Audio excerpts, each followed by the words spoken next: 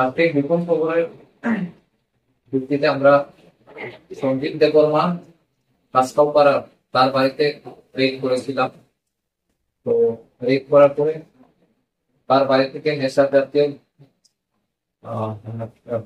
নেশা জাতীয় দ্রব্য ওখান থেকে উদ্ধার করা হয়েছে।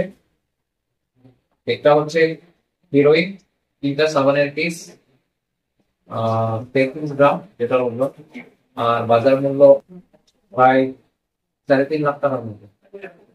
আর তার বাড়ি থেকে ইয়াবা ট্যাবলেটস, নেশা জাতীয় ভিটামিন ট্যাবলেটস যেটা বলা হয়, 500 ইয়াবা ট্যাবলেটস রিকভার করা হয়েছে, যেটার ওয়েট 72 গ্রাম আর বাজার মূল্য প্রায় 2.5 লাখ টাকা। এটা ছাড়াও তার বাড়ি থেকে সার্চ করার সময় বাড়ি থেকে প্রচুর পরিমাণ ক্যাশ, যার পরিমাণ 3,74,500 টাকা ক্যাশ রিকভার করা হয়েছে বাড়ি থেকে।